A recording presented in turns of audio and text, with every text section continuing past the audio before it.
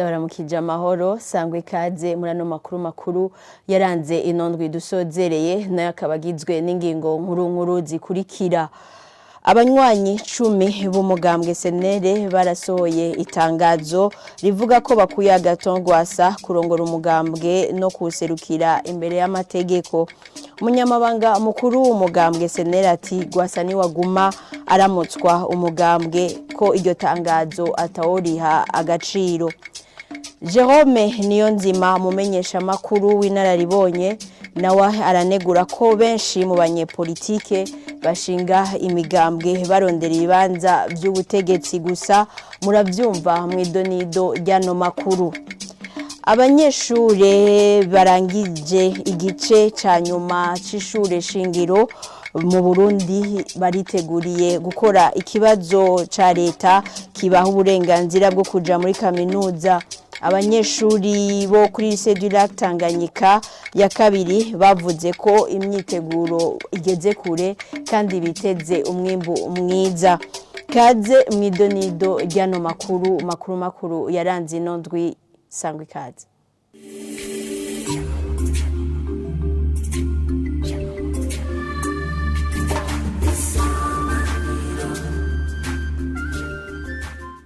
Ndasubiye kubaramutsa ndabaha n'ikaze inkuru imwe ahari umugwi w'abanywanyi 10 b'umugambwe senere bavuga ko bahagaritse umushinga amateka Gatongwasa mu mabanga yo kurongora uwo mugambwe no kuserukira imbere y'amategeko. Abo 10 nabo bari baheruka gukugwa n'umukuru w'umugambwe mu rwego rukuru rwa senere. Mwitangazo ryo kuwa kabiri Terence Manirambona ari muri abo 10 bateye umukono yavuze ko mu byo bagiriza Agatongwasa harimwo kuremenaniriza inzego z'uwo mugambwe no kunyuruza amatungo yawo. Umunyamabanga mukuru w'umugambwe senere we yavuze ati iryo tangazo ntaworiha agaciro. Umushinga amateka Simo Bizimungu yaratomoye ko umushinga amateka Gatongwasa ari wabandanya aramutswa umugambwe ati guhirika inzego nta kibanza bigifise muri kino gihe.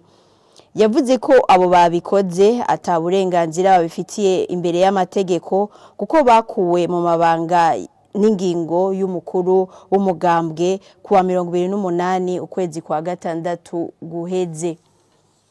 Nayo kubwa Jerome Niyonzima kubura umuco wo kuganira ni kimwe mu bituma imigambwe iguma ibonekamwo amashami mu Burundi.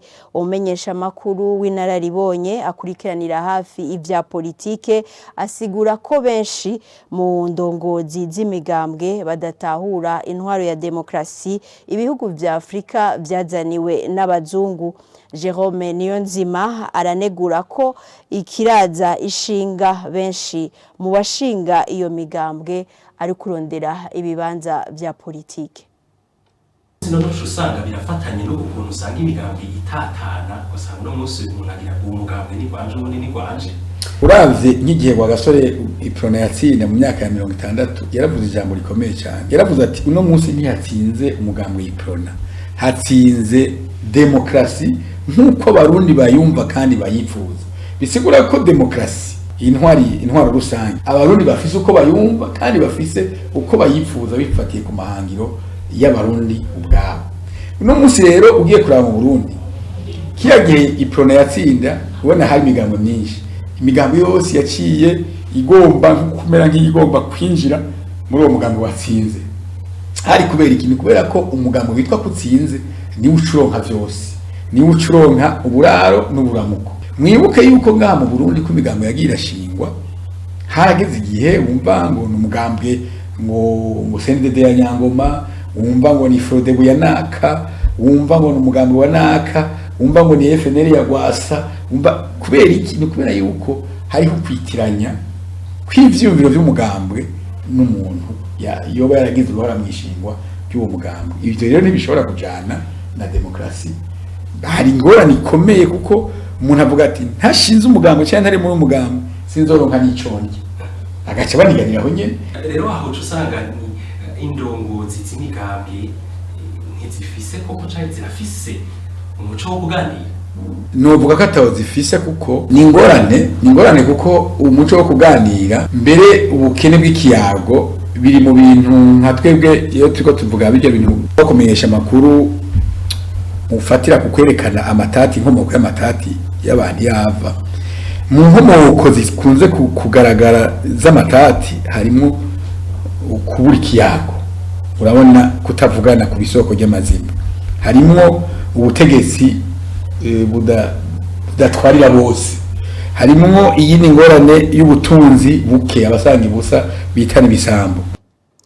Ano makuru arabandanya. Urunani mpuzamasendica mu Burundi Kosibu rubona ko kurungika abakozi ba leta bashikana imyaka 60 mu karuhuko k'izabukuru batabanje kubimenyeshwa bisa no kubirukana. Byashikirijwe n'urongoye ugo runani aho yamenyesheje ko ingingo nk'iyo ituma akazi gacumbagira narijya atabandi bateguwe ngo babasubirire, afatira ku bisata vy'amagara y'abantu n'indero. Celestin Savyimana ahamagarira umugwi w'ibiganiro mu kazi gutangura vuba ibiganiro kandi amategeko akurikizwe. Tujye mushikiranganje wa mbere twararibonye mugabo irahari barandika ni vyiza bakandika mugabo batabajije ingene amategeko ameze. Habo nyene bo mu gisata cy'ubushikiranganje magara y'abantu we n'umushikiranganje bw'indero hari amasezerano yo muri ivyo bisata yagiriranye na leta y'u Burundi. Muri ayo masezerano rero nk'ivyo byo kuja gukukuruka harimwe bivugwa nk'ivyerekeye imyaka yo gukukuruka. Abakozi bakorera muri ivyo bisata bibiri vy'amagara y'abantu n'indero bakukuruka ku myaka 65 mbere bakabagira n'uburenganzira bwo gusaba yuko bashobora kubandanya bimwe bita mu gifaransa prolongation, bashobora kubandanya gushika ku myaka 70. Rero irya kete rya nyakubo mushikiranganje wa mbere ico bataravye ngira bawe kuraba ry'amategeko mashasha y'abakozi ba leta bita statut général des fonctionnaires aheruka kwemezwa, bavuze ngo abantu bagenda ku myaka 60 muganga ntibaraba yuko hari hayandi masezerano leta y'u Burundi yagiranye n'abaserukira abakozi muri ivyo bisata. Yagize mu bihumbi 2009 kuba 2009 kuba mu gisata c'amagara y'abantu 2004 mu gisata c'indero. Hama nkuko usanzwe ubizi mu gifaransa hariho la continuité de l'État.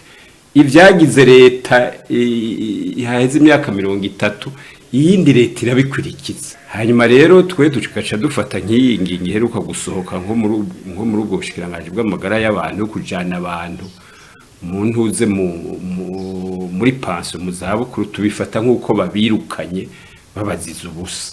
Ikete ryanditswe nk'umushikiranganje wo muri ico gisata yabandikiye itariki 29 z'ukwezi kwa gatandatu ngo bace bagenda ejo itariki 30 z'ukwezi kwa gatandatu. Ivyo bintu hari na hamwe biba ayo mategeko nayahe. Hanyuma ure kuraba rero no muri yo statut général des fonctionnaires mu amategeko ngenderwa ko y'abakozi ba leta umuntu akukurutse bategeza kubimumenyesha amezi 6 imbere yuko agenda. Mu mategeko namwe y'akazi ya code du travail umwaka.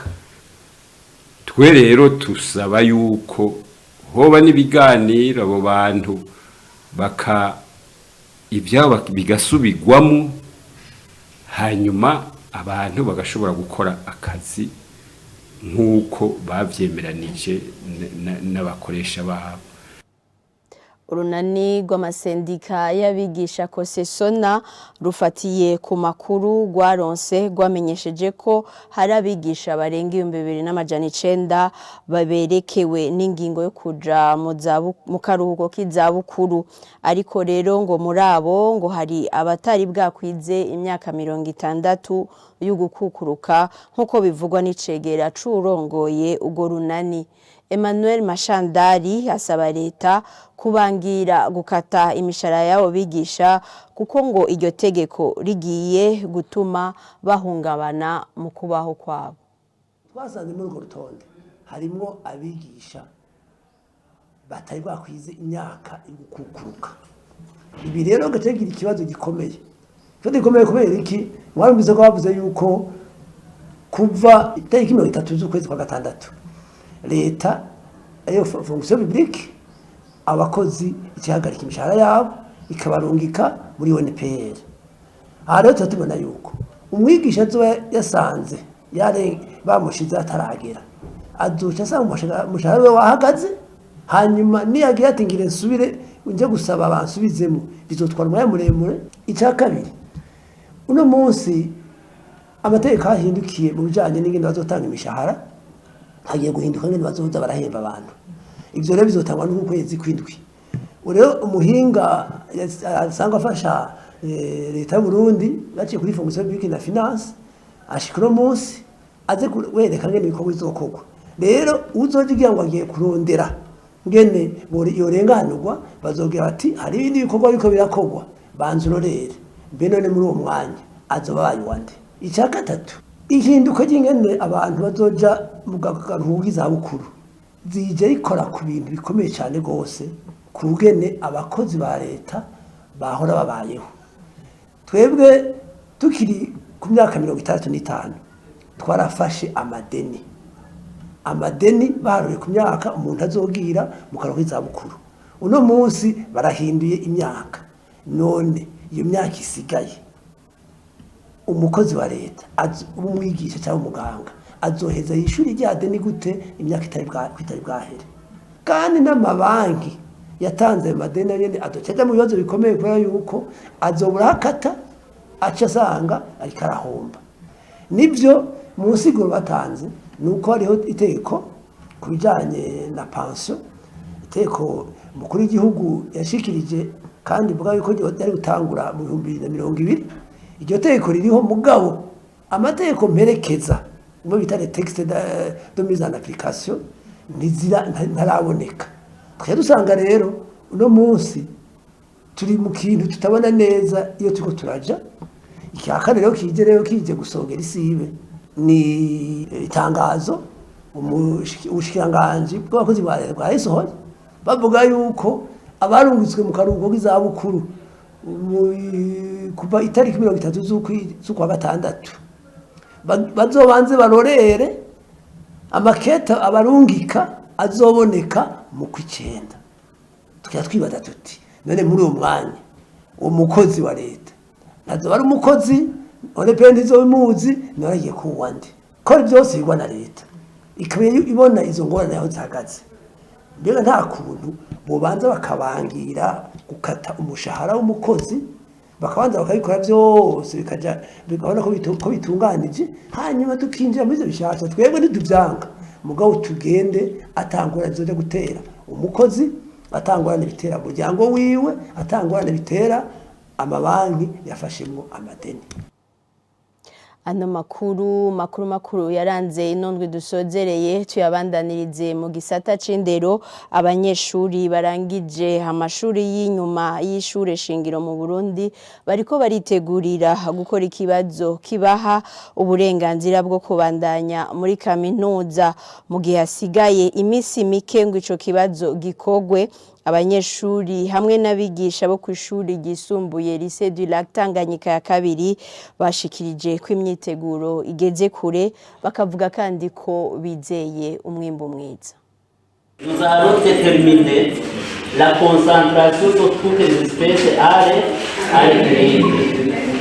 Turi ku ishure rya Lycée du Lac Tanganyika ya kabiri, twashitse isaha 6:15 kuri uyu wa mbere. Abanyeshure bitegurira ikibazo ca leta gitanga uburenganzira bwo kubandanya muri kaminuza, n'abigisha babo bari mu vyigwa vyo gusubiramwo. Abanyeshure barashimaho imyiteguro igeze. Tumaze igihe kitari gito cyane kwitegura kino kibazo twimirije gukora. Ko ku ruhande rw'ivyigwa byo mu ishuri abarezi baragerageje badufasha, programa barazimaze, ntamwe tutigeze tumara programa. Mbere ubu tukaba turi mu isubiramwo yo kwitegurira ico kibazo ca leta twimirije gukora. Ama nko ku mpande zose turashima, nta ntamwe haragahaze, turashima cyane. Twizera ko tuzonabikora bikagenda neza cyane. Abanyeshuri hagati yacu bagiye turafashanya, ibitunaniye mu minsi tumaze iminsi tuzanga aya twaca tubibaza abigisha bacu baduha ivyo vyigwa. Byukuri rero turakenguruka ku bumenyi twahawe, tuko tuyitegura kugira ngo tuze tubukoreshe itarike 11 gushika ku 14. Ikanabigisha barashima, basigura ko bahejeje intonde z'ivyigwa ku gihe, bakizera kuzoronka umwimbu mwiza. Rohankengurutse ni umuyobozi w'iryo shure. Navuga nti imyiteguro ngaha kuri Cedric Tanganyika ya kabiri iri kwigenda neza nkuko mwabibonye. Abanyeshure bari kumwe n'abigisha babo bariko barasubiramwo ivyigwa bazokora mu ico kibazo. Mu iryo subiramwo kandi barasubiramwo imyimenyerezo itangwa n'ubushikiranganje ibi yerekeye ni ico kibazo ca leta. Ivyo byose bariko barabikora. Navuga nti imyiteguro muri rusangi iri kwigenda neza. Ivyigwa bakora mu ico kibazo ca leta ndetse n'ibindi badakora byose twabihejeje ku mwanya kandi babonye n'amanota hakiri kare. Nibaza rero ko nta gifashi kihari cyane cyo tuma imyiteguro itagenda neza. Imyiteguro nico gituma navuze ni muri rusangi kwigenda neza. Uwo muyobozi amenyesha ko iryo shure rifise abanyeshure baba 150 bazokora ico kibazo. Jean de Dieu irakoze, tugushimire kuri iyo nkuru yawe. Abanyagihugu baba muri site Gisheke iri ku mutumba na zone Nyamakarabo, commune Mugina n'intara ya Cibitoke, baridoga ko inzu zabo ziriko zirasambuka. Abanyagihugu basaba kubakirwa izindi nzu. Ujejwe inyubako muri iyo commune nawe ahamagarira kubungabunga izo ziriko zirasiduka mu kurindira ko hogira irindi shirahamwe ryofasha nkuko PNUD yari yabigize. Ni nkuru dusomerwa na Omer Nduwayo. Zifashe nabi gose. Urabona nk'iyi nzu n'utu twana twanje tubanamo, urabona igira impenukireko. None nko muri uku kwezi kwindwi uko umunane ko kuzohera ngeze n'utu twana.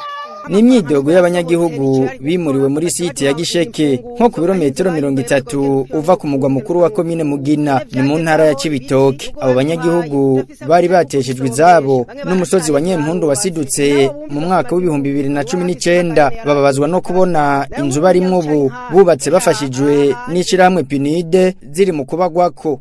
Ahangiye guca Kagero ntasanga abana baciye aha bakonona ibiri mu nzu.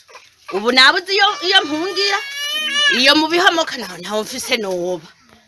Utu twana twanje rero ni kabiri na rimwe nkasanga urabona uko imeze uko dosanga yabaguye. Basaba leta kubafasha mu kubaronsa amashirahamwe abasanurira ayo mazu. Nsaba leta ko yomfasha ikampa akazu gakomeye nkavuma nshingero mugabo ndi mu kazu gakomeye abana nabasize muhira simvuge ngo sanga bapfuye canke sanga hari ingorane bagize. Jean Bosco Ndayikengurukiye ajejwe inyubako muri commune ari nayo yakurikiranye ibikorwa byo kubaka izo nzu, arahumuriza abo banyagihugu ko commune iri kidodora hirya no hino kugira haboneka abo bafasha. Uwajejwe inyubako muri commune Mugina ahamagarira abo banyagihugu kuba barasanura izo nzu barimwo mu kurindira ko bafashwa. Omer Nduwayo, tugushimire kuri iyo nkuru ya Jackson Bahati wadusomeye. Aha ni naho dusozereye ano makuru yaranze inondwe dusozereye. Dushimire mwebwe mwese mwayakurikiye. Ibiganiro vya televiziyo Isanganiro birabandanya naho ubutaha.